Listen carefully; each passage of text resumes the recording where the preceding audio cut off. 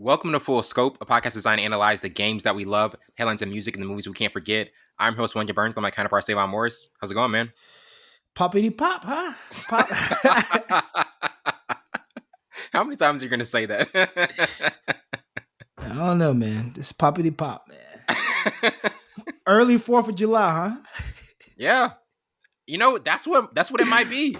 That's what it might be. A week. We don't know. Man. Zencaster has been coincidence. Not good to us these past month or so. Zencaster, we love you. Yeah. We love you. Yeah.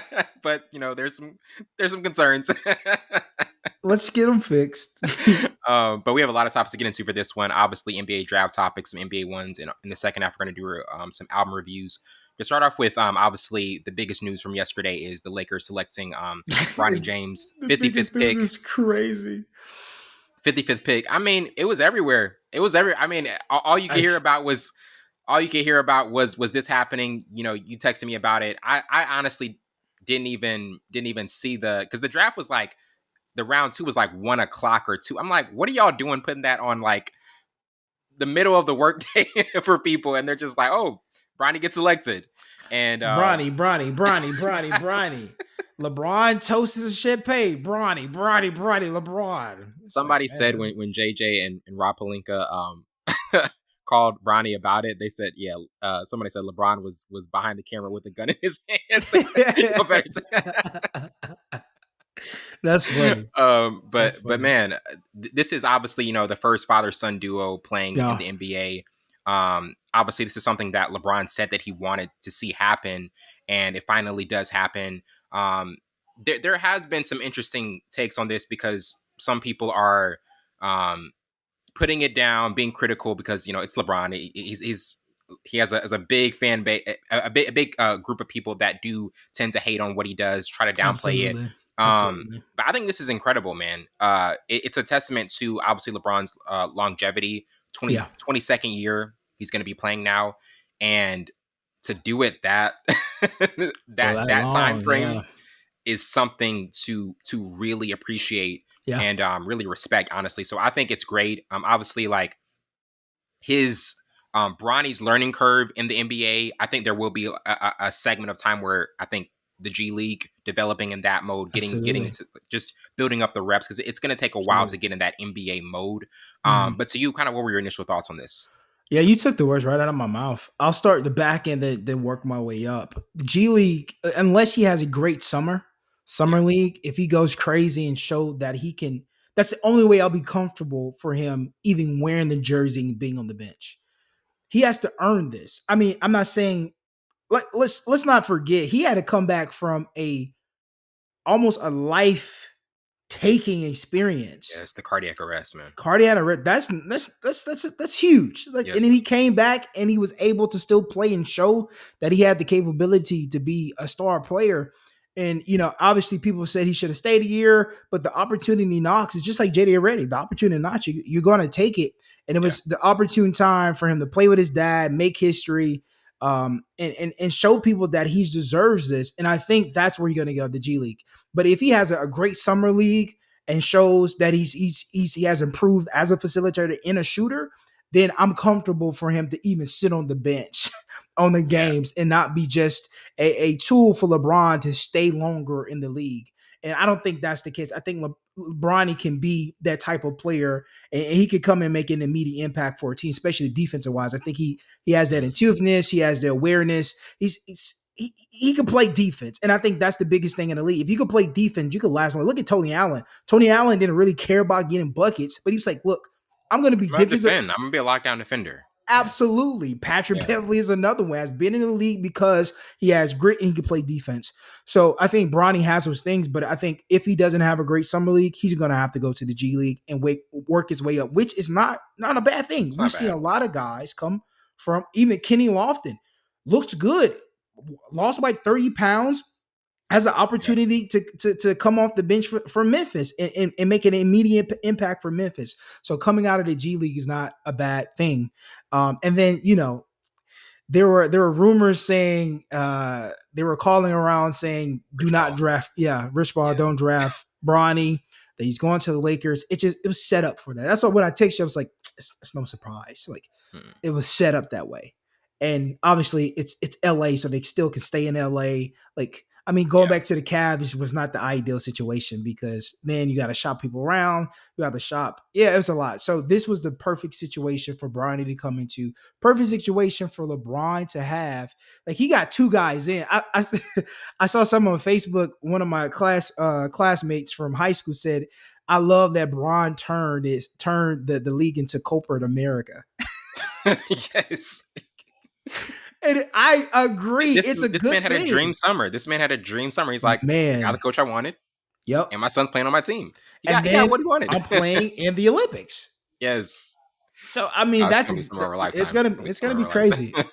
But if that's the only way, I know this pick is not a gimmick because Bronny can be a great player. He has that in his DNA, but he's gonna show people. He's gonna show people that he belongs here, and I think he will do that eventually. I think so too, and it's gonna take time. It's gonna take you have to be patient with this because I feel as though even after that major life scare last year, I think people were more cautious with what he was going to do in USC, and then now with this, it's going to take time. It's going to take some developing.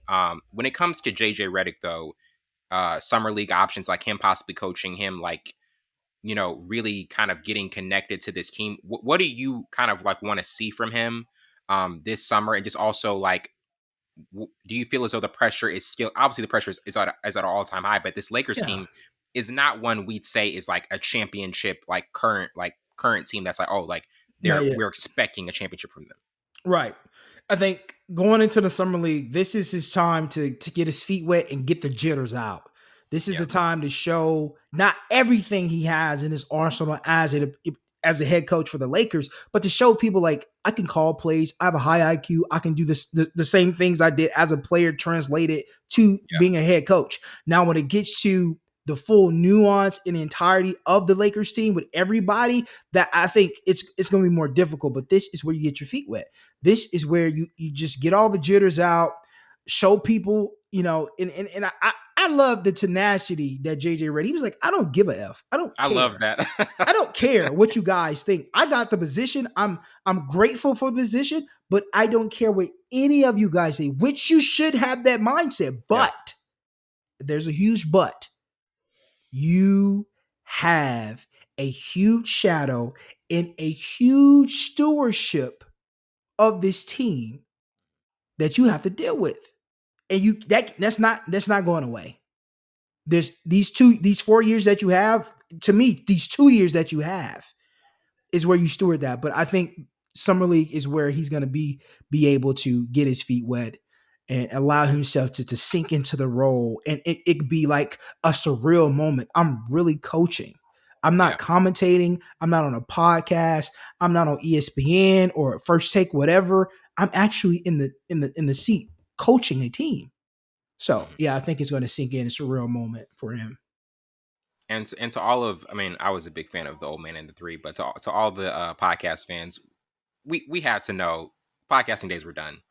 Absolutely. We had to know that he said, yeah, my podcasting career is officially done. Like Rob Pelinka's like, nah, like you don't have enough time to do that. And there was no way possible. He's going to age drastically these next 2 years for sure.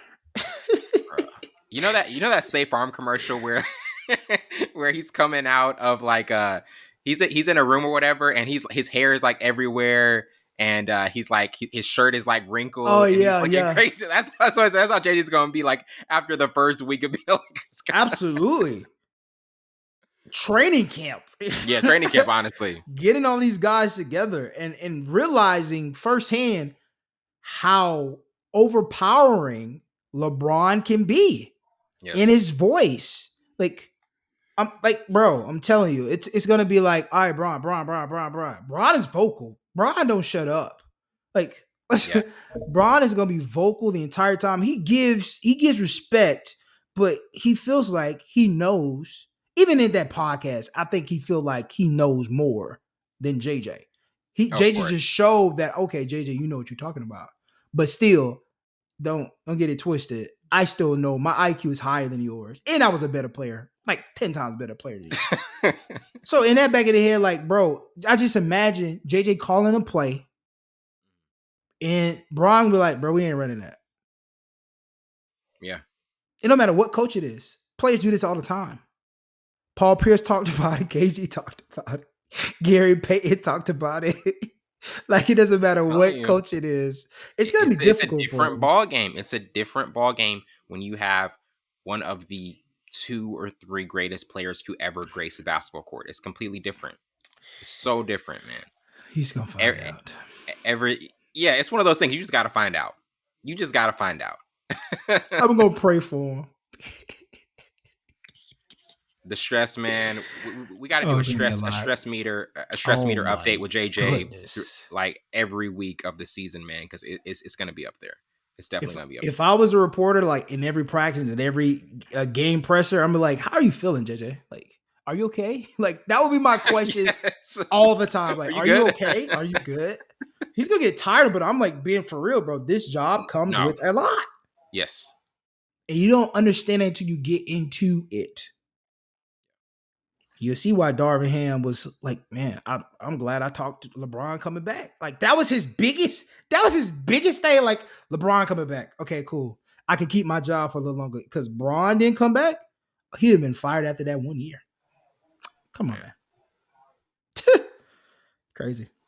It's like, you know, it's that person in the school system that gets elevated to principal and they're like, got the principal gig, let's go. And then they're like, oh shoot.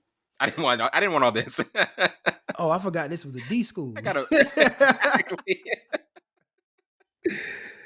Oh my goodness. And get into some other thoughts on the draft and kind of like maybe some standout players because there were some picks I thought that were some underrated ones. I think the Sixers getting Jared McCain at the 16th pick, I thought that was a solid one because I mean, with his one season at Duke, he was a really efficient shooter, 41% on 5.8 points and 8.8% from beyond the arc. Also averaged 14.3 points per game. He can kind of be that plug-in player.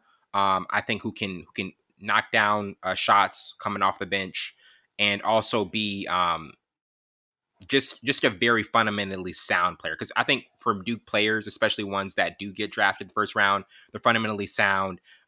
They've got a very strong foundation and can take that into the league. Yeah. To you, were there any players that you kind of thought were standouts or maybe some underrated ones? Rob Dillingham, obviously, he gets, traded to Timberwolves, and that's going to be a crazy backcourt with Ant. Because to me, they have similar styles. Yeah. But I think with Rob, he can step back and be able to not have ISO. Ant is getting into the space where he's ISOing a lot. And we've seen that in the playoffs, which I love because that's another part of the game that a lot of players can't do or don't have. And that he's separating himself. But Rob Dillingham was a good one. All these other guys, I really didn't know who they were, to be honest with you, bro. This was a very lackluster type of NBA draft, honestly. Absolutely. I was like, who is that guy? Who is this guy? But that's the one that stood out the most. I think that was a huge win for the Timberwolves. I think they were missing that because Ant got gassed. Yeah. Ant got gassed. So now we got a young guy, I think, who comes in immediately makes an impact. That's the difference with some of these picks. Some of these picks, like the Lakers first round pick, I was like, bro, who is this? Bro, who? You might well draft Bronny in the first round if you're gonna get. Like, I didn't know who the buddy was, bro. I did not know. Honestly, Bronny not getting drafted in the first round with all of those picks that we saw that we kind of just didn't know. A lot of them we didn't know. That kind of is like wild when we look back at it because it's just like it wasn't like this was a stacked draft where it's like, oh man, like top rated prospect after top rated prospect. This was not that type of draft. Like we had a second round where it was daylight. It was daylight outside and nobody even knew. So many people didn't even know that, oh, the second round started. People were at lunch. Literally at lunch and just say, oh, the draft is going on. Even like I feel like the first round was on a Wednesday night, which is like never happen. It's usually always Thursday nights. I don't know. The coverage has changed drastically. Because they knew nobody big was their big ticket was Bronny. Yeah. He was a day 2 guy. So there's nobody else. Like last year, obviously couldn't even push. Yeah, women yam. I said women yam. He was the big ticket guy. The coverage was huge for last year's draft. This year's not that many big name guys coming out. But even with that Lakers pick, the guy, he went to like Northern Idaho or something, and then his 5th year he went to Tennessee. I mean, he did average 21 points and some like 6 assists or something like that, which is okay, but he's not gonna come in and make an immediate impact. No. Some of these picks are guys just like we're hoping, because it's not that many. A lot of hope. There were so many guys outside of these states that got picked, and I'm like, bro, who is he? But I think it's more so of these guys going with guys who have experience playing in a bigger league, like in a professional league. Not saying college not professional, because you're getting paid NIL deals, but some of these guys from France and Italy, all these playing in these other leagues have the experience. Some of these teams are looking for somebody to make an immediate impact. Some of these college guys can't do that right now. Rob Dillingham is one of them. The guy you talked about was one of them. But yeah, man, this draft was weak. This is one of the weakest drafts of NBA I think we've ever seen. Yeah. Let's hope LeBron stays for 10 more years, because the coverage is gonna go. Yeah. The NBA is not in good hands after some of these guys retire, man. It really makes you wonder, because we obviously know Ant is going to be a very intriguing player. John Moran is like up in the air, because we just don't know. Like, is he gonna like go on IG Live again? Like, what's gonna happen? It's like, we're just praying don't go on IG Live. Man, we don't know. just don't do it. Luka, of course, but he's coming off of a bad finals. That pick hurts. That I'm not gonna lie. Like, I still like. I was looking back at my prediction. Somebody said, "Wow, this aged horribly." I was like, "It did." Absolutely. And I kept asking you. You stick it to your guns. I was like, man, Luka's not ready for that moment. It takes more than shooting to get in to win an NBA championship. Boston team, it takes so man. It just takes that effort. It takes that grit. And also, when it's your time, it's your time. When the Celtics, it got to a point where it's just like, bro, a couple years ago in that 2022 finals, they weren't ready yet. They weren't ready yet. They needed the other pieces. They needed that loss, and they needed other pieces. Sometimes you can just see like, it's just their time. Like they arrived. They've been through it. They've been through the bumps and bruises. They paid their dues. Stepping up in big moments. Derek White, those two additions, and some other guys obviously. But man, Derek White, man. The one guy I feel a little bad about that wasn't able to win that championship with them was Marcus Smart. That was the one guy I would have liked to have seen. And he even said, like, I even saw him say on a podcast that he just completely happy for them, not salty at all, but just, I mean, he was really an important part of that. He was for many years, but they didn't need what Drew was the guy. Yeah. Drew. Forgot Drew. I would trade Drew for obviously Marcus Smart any day, and I would trade Derek White for Marcus Smart any day, because Derek White's going to hit the big time shots and give like effort. Like, it's Marcus Smart did those things, but he didn't make the big shots. He didn't make the big shots. Oh my goodness. So like, and sometimes he was a rational confidence shots. Oh yeah. He just man. They need to keep this team together. But anywho, yeah. I mean, Jason Tatum, Jaylen Brown. I mean, I'm not saying the NBA is not in good. I'm talking about after those guys. Oh yeah, it's concerning. Yeah, it's very much so concerning. You better hope some Bronny come, or the other James kid. What's his name? Bryce. Yes, Bryce. I think Bryce is gonna be better than Bronny. Oh man, Bryce is gonna be good. Bryce is already 6'6". Yes. He gonna get to like 6'7", 6'8". Oh, Bryce might be the one. Bryce really. He's gonna be the better Horace Grant with the glasses, the goggles, the James Worthy baby. Yes, Man, indeed. those goggles. Shout out to James Worthy and those goggles, man. Yeah, man. Shout out. Shout Those out are to those. Horace Grant, man, Yes, too. Horace yes. Grant was the guy too, man. Who was the guy? Who was the guy? Was it Bill Cartwright? He had like the weirdest looking shot on the Bulls. I don't know. It was him and Sean Marion have to be in the Hall of Fame for like weirdest looking shots. No, Halliburton, bro. Oh, Halliburton. Halliburton is he's doing it Some early. dudes shoot like this, bro, in the NBA. It was crazy. Sean Marion's Yes. shot was terrible too, though. Like, And what's his name? Kyle Anderson has the slowest. I mean, it is oh, is a slow mo, slow mo king. his pace is what allows him to get that off. Because I mean, like, bro, how they're not getting this blocked every time? Like, what's going on here? Man. And now moving on to Mikal Bridges, getting traded to the Knicks. It was for Bogdanovich for first first round pick swap, and a second round selection. Brooklyn will also receive unprotected New York picks in 2025, in 2027, and 2029. Man, the Villanova squad, bro. The Villanova squad is Back just together. back Wait, together. did they confirm it? They was like, we're gonna do it, but is it confirmed? Confirmed? You know how teams are back out real Oh, quick. that is true. Yeah, they said it was they were going to do it, but it got to get confirmed. Confirmed. Yeah. Yeah. So I hope it does, because if that's the case, That's a good unit. That's a really good boy, unit. That's a really good unit. And I think this we're gonna look back at this season as the foundation for what they're able to do in upcoming years if they keep this nucleus together. Because Mikal Bridges is a two-way wing. You gotta have wings to beat the Celtics.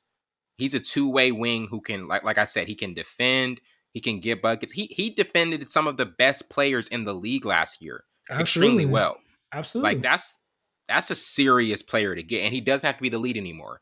Like, you know, No, with Brooklyn, he had to be the lead guy. He had to be the main facilitator, the main just go to score. That's not him. That's not his role. Now mm-mm. he can acquiesce, let Brunson lead. Acquiesce. So, Big why are you words. this guy, man? Can't even be serious. Acquiesce. I'm sorry. I messed up your flow. I'm sorry. Savon's corner. Savon's corner. I'm out. sorry. I'm out. sorry. What? So, what does acquiesce mean? What does acquiesce mean? I really messed up your flow. My bad, bro. I'm gonna get asked what acquiesce mean just because of Savon's corner. Bro, that's a good word, bro. But I think Bridges is going to be a really important piece for them. Absolutely. If I mean, we know Boston's the top team, but they can be a serious threat, and I think this is 1-1A now. You know, it's that type of mode for them, and I think this Knicks team, they finally got what they needed, and extending Anunoby, that was also a very, I thought it was very a good important. move. Yeah, that was a very important move as well. I'm like, Anunoby, that's a guy you want to keep around. Yes. So everything they're doing, they're checking boxes. This is a good offseason for them so far. I think Anunoby should come off the bench. Okay. So I think he should. If he comes off the bench, he'll be. I know they just pay him a lot of money, but if he comes off the bench, he'll be 6th man of the year. Because he made me a believer. When he was with the Raptors, I was like, okay, he's all right. But now he showed his value in the playoffs. I'm like, okay, I see why they went after him. And then I was like, okay, they should have paid him. Come off the bench, because how would you move that lineup? Julius Randle's will come back. Mitch Robinson's still the 5. Julius is the 4. Or you can move Julius to the 5 and put Mikal Bridges at the 4, or you could put Anunoby at the 4. I mean, you can interchange this lineup, which I really like. You could play with it a little bit, but I think Anunoby will be better coming off the bench. Yeah, and because we saw that he could put up big numbers, and before he got hurt, he could put up big numbers, and he could be that slasher guy. He could shoot, like he check the boxes. Coming off the bench for them, I think it'll be stellar. I'll be stellar to come off the bench, because I want Julius still in the lineup, and I want Mitch Robinson still in the lineup, because he's the defensive guy. He's the rebounder, second chances. Yeah. When he's completely healthy, Mitchell Robinson is that dude in the paint. So if all these guys come back fully healthy, especially Julius Randle, because I think they really missed him, but they show grit without him.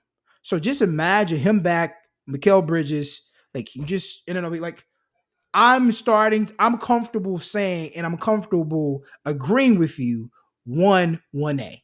Yeah, I think Do so. not talk about the Milwaukee Bucks. Shut it. Shut up. Shut up. They don't know who they are. That was the most disappointing team. And don't say because Giannis was hurt or bro, they still have a decent, great team without Giannis. We got Did you expect them to beat the Pacers without Giannis though?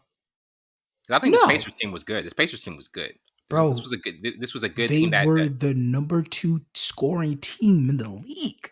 Yeah, And they play their pace and their style up. Like, bro, you can't keep up with them unless you are a fast team too and you are a scoring team. And that's why the Celtics beat them. which is what Boston was. Bro, But like, if you look at outside of, and this is what I say, outside of Game 2 in the Eastern Conference Finals, they were playing right at the same pace with Boston. They were playing right at the same pace with Boston, and every game was going down to the wire except for yeah, that Game 2. And that's why I'm like, man, Indiana, that's a good squad. So, yeah. you know, They're young with too. yes, absolutely. So with Milwaukee and that, I was like, but losing in 5 though, it was 5. It was 5 games, right? I Yes, believe it was 5. Yeah. So losing absolutely. in 5, Milwaukee's even without Giannis, they're a better team than to lose in 5. And this is back to back Absolutely. years of losing in 5 games, which that shouldn't happen for them. And is Giannis getting disgruntled? Is Giannis possibly trying to look for greener pastures? I don't know. Nobody's going to take his brother.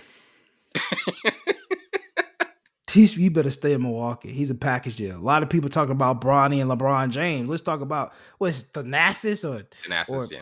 Thanasis, whatever his name is. Boy, you are in the lead because of your brother. Yeah, that You one you got to understand? live with. That one you got to know that it's Nobody because else is going to deal with that, bro.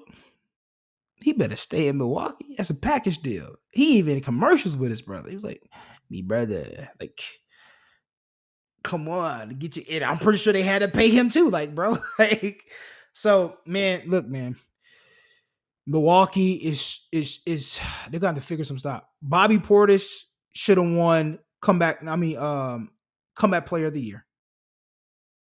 Or 6 man, not 6 man, but comeback player of the year. What he did this season, he yeah, stepped outside his box, knocking down absolutely. like, bro, Bobby Portis literally went from this to this. The only thing he needs to work on now is this. Mentality. He got in foul trouble in that series. He was just out of sorts. He was about to fight one game. He got ejected. Like he wasn't thinking outside of outside of you, Dame, and maybe Chris. Nobody else is getting buckets. You one of the main guys. They're running offense through you. You got to think like I can't lose my cannon. Like, bro, you ain't no utility player anymore. You're one of a specific player. We run plays through you, dude. So, man, Milwaukee got to get some things going. But I don't even mention them right now in the East. It's literally Celtics and then the Knicks. Yeah, Maybe Philly at and number 3. yeah, and just like looking ahead. I mean, not looking at too soon, but I do want to say this. I really do want to see what I think we kind of got robbed of it, but we didn't need to see it because it would have been a lopsided series. What's But that? I really do want to see that Celtics Knicks Eastern Conference Finals. Like we gotta we gotta have that series. Like That'd be a if good series. obviously health. We always got to factor in health because we never know how that can go. But man, I think that would be with how the Knicks are looking and how they're building up. Obviously, the Celtics are the standard right now in the East, but I think that would be and never count on Miami because Miami apparently Butler he's coming back as well. So, but Don't mention that either. don't 3 teams you mentioned right now in the East, bro. okay. Celtics, Knicks, Philly. And Those are Philly 3 might teams. get a guy, and Philly might get a guy that might change some things Man, for. listen. There's only 3 teams you We can might as mention. well just address the elephant in the room, man. Paul George. Paul George. It looks like he's about to be on the move. Golden State has been mentioned that they really want to get him. Philadelphia has been mentioned. Obviously, Joel Embiid did live on air tampering. live on air tampering just did the, hey, if we had some pieces, Man, you're right. You're listen. sitting right next to me. You're sitting right next to me. I'm not excited But about where he's going. really, I think him and Golden State would be dangerous. I think Bro, him and Golden we State would be said the dangerous. same thing with the Clippers. We But said the same he had thing a with really good season. OKC. He had a really good season. One. Oh, don't tell me you're a PG hater. Don't tell me you're a PG. Bro, where has he been? His best player couldn't stay healthy for like 2 or 3 seasons. I don't want to hear that, bro. That's an issue. When he's with the Pacers, we gotta start holding Kawhi accountable, man. This guy cannot. True, bro. But we put PG in the realm of an elite basketball player. The past 4 years, I have not seen him be an elite basketball player. Can you really say that PG in the last 4 years, including not this year, has been an elite basketball player? He hasn't been elite. He definitely hasn't been elite, but I think throughout the seasons, he's had really good runs. And he was look, this is my thing. He came to the Clippers to be the second option. The Clippers were like, "Hey, Kawhi, you are our number one guy. You just won with the Raptors. You gave them their first championship. Come over here, Paul George. He can be that second guy because we know he's not the going to be the lead guy. Even like in Indiana, he couldn't close the deal. But if he's that second option, and we know how great he can be from the perimeter, the sky's the limit. That's what the Clippers were thinking, and that was supposed to be the formula. So in Philadelphia or even Golden State's like, hey, you don't have to be the number one guy. We got Steph. Man, listen here, man. You don't have to be the number one guy. What's the saying? None of those places, he has to be the number one guy. What's the saying, bro? Next man up, right? Yeah. But next man up, how many? Like, do I have to do that every year? Next man up every year? Like, that's unfair. Honestly, if I'm Paul George, I would be looking for another team. I'm like, I'm not gonna trust Kawhi anymore. I'm not gonna do it. You can't like trust how many PG times either. PG has not played a full season. PG has not played a full season, bro. And that is true. That is true. We knew the Clippers. We knew the Clippers as the injured team. That's how we knew them. We knew the Clippers as a team that was injured, sad, constantly underperforming, underachieving. Absolutely. So I think that was the main issue with the Clippers. But now we're at a point where, okay, they're at a crossroads. We can't keep doing this. We lost in the first round. We didn't even get to the conference finals, which they've only been there once. Mm-hmm. And it was in 2021 against Phoenix. Imagine if Kawhi is like, we saw what Kawhi was doing in those first 2 games against Phoenix last year. When those 2 guys are there, they are a problem. But we will never know what it's going to look like because he can't stay healthy. No.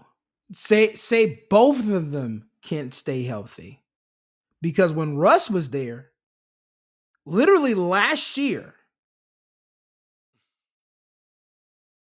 Russ is still there, actually. Literally last year, last playoffs, Russ was the only one. PG was out.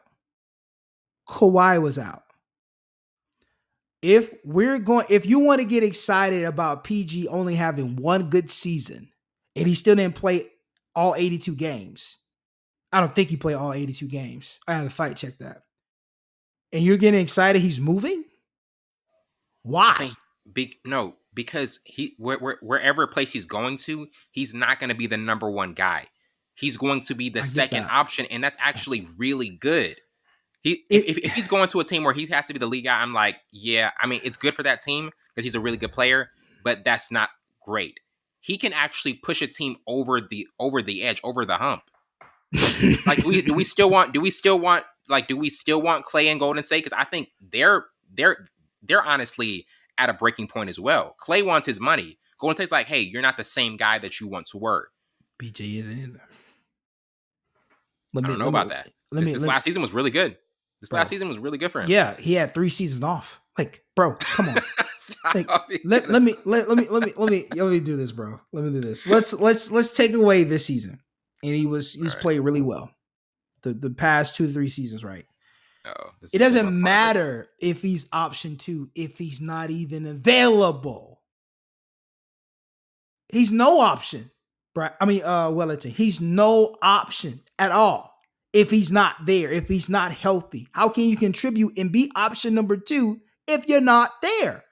We can't take one season and be like, oh man, if he goes to Golden State, oh my goodness. I, I'm not excited about wherever he goes. To At me, he least, needs to stay there. well, if he does go between the two teams, at least say this between the two teams, Okay. Philadelphia and Golden State, which one would this help more? Philly. Okay. I say Philly because it'll take some of the pressure off Maxey. And it will allow him, because Maxey is one of the quickest guys. We said that in a couple podcasts throughout the playoffs. And dude's really fast. In that kick out game, I do think if you plant PG at the 3-point line or the wing or whatever, he's gonna knock those shots down. And I think that's the type of guy he's going to turn into. Well, I don't need you to ISO. I don't I run plays through you, but I don't need you to ISO. I need you to sit on the wing and shoot. And I think he'll be better with Philly. Because the Warriors still run. Mm-hmm. Yeah. PG getting old. Steph can still do that because he's been doing that since he was 1 year old, bro. Like, Buddy been running for his. That's one of the best conditioned players I think we've ever had. Absolutely, his conditioning is insane. Absolutely, like, it's there. I've heard stories of players that go through his workouts, like just during the summer, like they'll work out together, and they say they're gassed by like the halfway point. They're saying, how do you do this? That conditioning is crazy. That's why they were so good. Transition basketball. That's why the Warriors, outside of shooting, transition basketball, where they got most of their bread from. And then obviously they were Splash Brothers shooting out the lights, and they created plays for these guys to get open. And it was crazy, man. What they were able to do. If any listener knows where I can actually find the Steph and Del Curry podcast, I've been looking. They recently started a podcast. I can't find it. I literally can't find it. It's just a snippet of it. I'm like, where's the actual? It should be on Apple and Spotify, but I literally can't find it. Maybe it's not out yet. They said it was coming out like June 23rd. Maybe it hasn't. But it may be on one of those like exclusive apps like yeah. Yeah, that might be. Just to listen. Yeah. I'm not going to do that. Just listen to one podcast. Yeah, I might do that. Come on now. And also another player that's been mentioned to possibly be on the move for. I mean, I can't even keep track of how many times this guy has moved, but KD in Phoenix. That's been a possible rumor because the Rockets are reportedly interested in acquiring him this offseason. KD and Harden were recently working out together, and I don't know, man. It's interesting because I do think this Phoenix Big Three not working. We knew like this formula was not going to work. I honestly say that in terms of all the guys who really should leave, it does seem like KD would be the one. I don't think KD's happy there. Booker, he seems like a Phoenix guy that he would stay. Absolutely. But this Booker and KD sounded a lot better on paper than it did. And I don't even think like it's one of those like, because they don't really balance each other or complement each other's game that well. And it's not a duo that's just like, oh man, this is going to like be a championship duo immediately. Like they were closer to getting to the final, to winning a championship in 2021 when they had a floor general in Chris Paul, which we've mentioned countless times. Yes. What do you think about KD's future, where he possibly could end up this offseason? Or if he's just going to run it back with Phoenix? I don't think they will though. Nah, get out of there. He's chasing rings, and I don't think they'll get a ring. I think he did everything he needed to do with the Phoenix Suns. And I think, like you said, I totally agree. Out of all of them, Bradley Beal, Devin Booker, all these guys, I think KD is the one that should leave. Not because he's not the better player or he doesn't fit. It's just time to move on. And I think allow Bradley Beal to flourish a little more. I think he was suppressed a little bit in that system. And if KD leaves, that give him an opportunity to flourish a little bit and get outside the role and be more implemented in the offense in the backcourt. But I think KD is used to leaving. I think KD is able to fit anywhere. I think he's one of those players that can fit in any system and he'll flourish. He'll be himself. and then he could conform as well. Like we seen that with the Warriors. We seen that sort of kind of with the Brooklyn Nets, that he conformed a little bit, but he was still the guy. So I think he's the guy who can go out. I don't think Devin Booker can fit in many systems and still be himself. Bradley Beal's the same way. Bradley Beal was with one organization for years, and yeah, KD's the guy. Who would pay for him? Houston, young guy, still don't have a bunch of direction. I think I don't think he should go to That would be a Houston. wasted fit. That would be a Yeah, wasted fit, honestly. those guys are loopy down there. I mean, a ton of talent. Not saying it's a ton of talent in there, but Yeah, just I'm like, but no structure. Yeah, KD, Think like, bro, I you don't. really want to go to a young squad who, No, I mean, no. But who has the money to pay KD unless you're going to take a pay cut? that's really the main question. Yeah. That really is the main question there. I mean, I know this team has been mentioned as like a possible suitor just because, they feel as though they're really close, but I don't see a KD OKC reunion happening. I don't see that No. happening. He won't fit. Those guys have too much of a solid Yes. nucleus, and I think they want to build that young core. They don't want any. They Yeah. don't want to rush their ascension. Yeah. Now he'll fit, but it's just the nature and structure that they are. Like you said, they don't want that. I mean, it would be cool to see him and Shea and all these guys. That would And be dope. it Don't would get me be wrong. That would dope. be dope. Yeah. But I think there's a better situation for OKC, not for Yeah. KD, but for OKC long run, longevity, and they want to. I think they can go on another run for sure. I think Alex Caruso is going to be one of those guys to take him, to probably put him a little edge over the top. But man, it's going to be interesting who takes KD or if he stays, what the lineup will look like. Oof, I don't think he should stay in Phoenix. But the only thing is who will pay, who would trade for him, like what the And contract will that's look why like. I personally say don't be surprised if at the beginning of the season he's still there. And Yeah. it's not one of those. It might be, I think it might be like one of those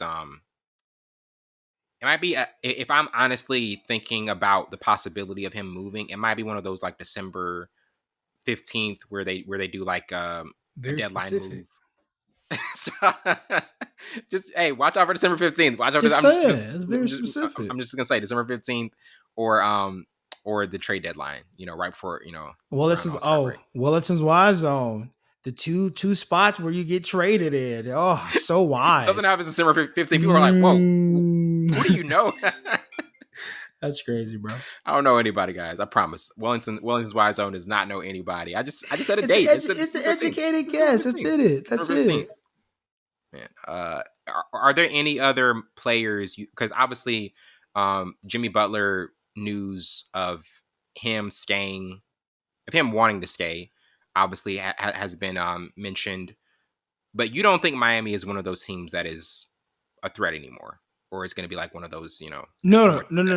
I didn't say they weren't a threat. We're not talking about them. Yeah, right we're not now. talking about them. Yeah, because they have a lot to do within the organization first to even be put in the conversation of being a threat or the best in the East. It's a lot. There's a lot of these players. I mean, one swung on them in the play-in tournament, and like, bro, there's a lot of it's crazy. It's just they got to change a lot of things. They got to get some structure. They got to get some buy-in for all these players. If you're gonna be here, be here. And I think before we can even mention them, and even in the same sentence as the Celtics or the Philly or all these guys, yeah. So, not saying they're not a threat or it couldn't be a threat, but they're not ready to be in the conversation. A lot of internal work to do. Yeah. Absolutely. They're gonna framework a lot of this stuff because a lot of these guys who we thought were like Tyler Hero, like bro, you were non-existent. Like there's a lot of things they have to get right before we had one good game in that Boston series. One good game. Talk about your fixer-upper. That's what it's crazy. That was it. Did you watch the Jimmy Butler and Camila Cabello interview? I did not. He's getting his interview back. He's getting in his interview. I'm just throwing off all these hairstyles. Played a game of Forest. Played a game of Forest. Just right outside of the basketball court in Miami. I respect you. I respect the hustle. You know, man, Wellington likes listening and watching other podcasts. He's not loyal to Full Scope, man. People say, some people ask me, how many podcasts you listen to in a day? I was like, hey, man, it's countless. Right. I drive a lot. So what do you want from me? What do you want? What do you want? I'm on the road. What do you want from me? Well, we're going to take a quick break and we'll be right back.